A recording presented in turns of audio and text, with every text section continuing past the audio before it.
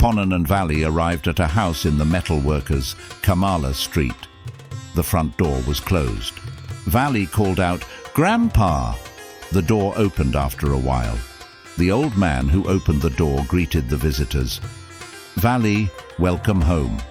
Come on in, grandson-in-law." And then called out, "Old woman, see who is here." An old lady emerged, asking, "Who is here?"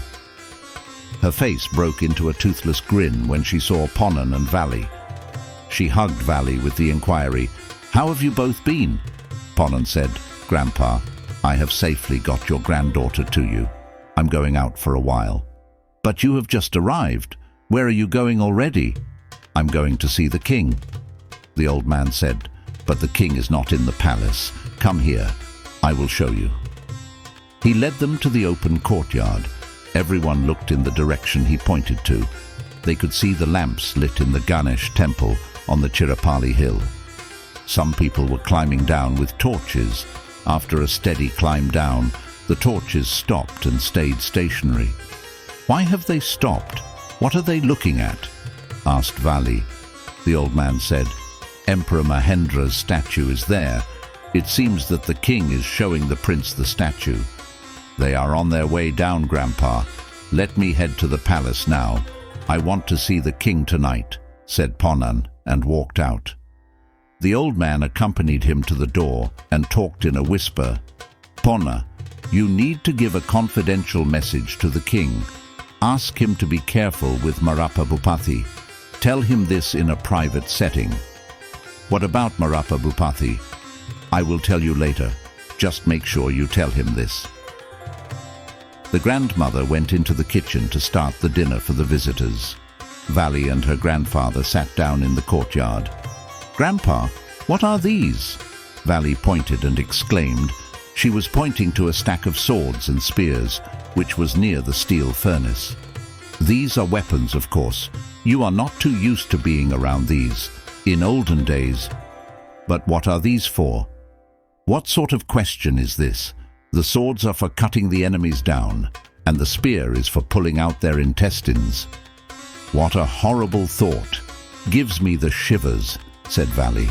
"Give it a few more years, and the men of this country will talk like you as well. They will start asking what swords and spears are for." "Vali, did you know what this place looked like in my grandfather's days? They were making weapons on a continuous basis. In every town, the metalworkers' street was the busiest. Kings and princes used to frequent the ironsmiths. All that changed in my father's time.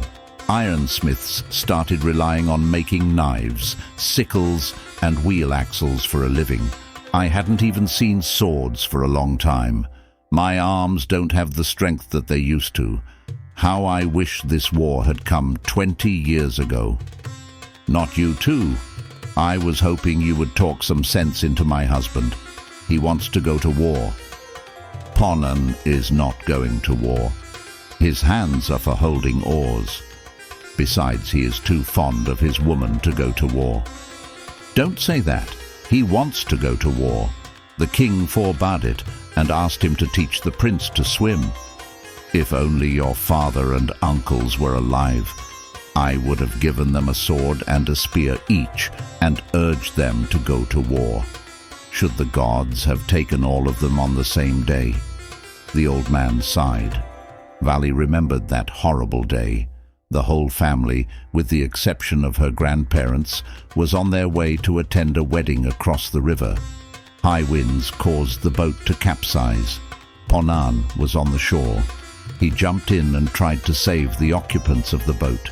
By God's grace, he could save Vali, but she was the only one he could save. The old man continued, "You are the only one to keep the family tree alive. If you'd had a baby, I would have pushed Ponan to go to war."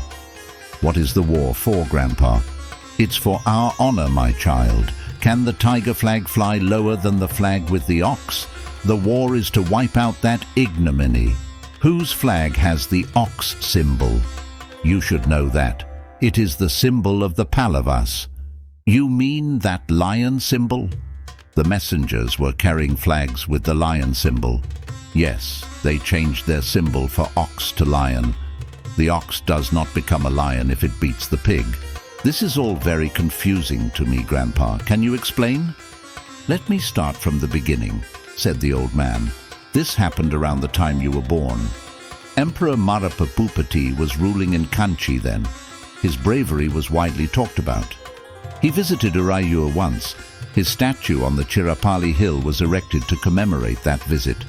During that time, the Pulikesi, the Chalukya king, marched south with a large army. It was an ocean of warriors. Emperor Mahendra did not dare face that army. He retreated into the Kanchi fort. Pulikesi laid siege, lost patience after a while, and started marching further south. He reached the other side of the Kolidam River. Urayur went through the ringer during that period. Our king, Parthiba Choha, had just ascended the throne at that time. He was preparing to fight the Chalukyas. Pulikesi received word on some crisis back home. He never crossed the Kolidam River. He turned back.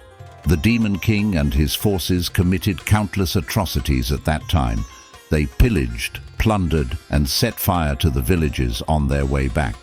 The reputation of Emperor Mahendra suffered serious damage as a result. He did not live long after that episode. Emperor Narasimha Varma succeeded him. He wanted revenge. He wanted to restore the Pallava reputation. He trained a large army and marched north, defeated Pulikesi, killed him, and burnt the city of Vatapi to the ground. He changed his symbol from the ox to the lion after that victory. He returned just a month ago. In all this, Vali was listening with rapt interest, but interrupted with a question at this point.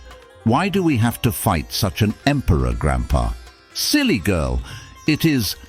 They heard hoofbeats. A horse seemed to stop in front of their house. Someone called out, Virbhatta Achari, that crook Marapa Bhupati is here. He should not see you. Go into the kitchen. I will call you after I get rid of him, said the old man.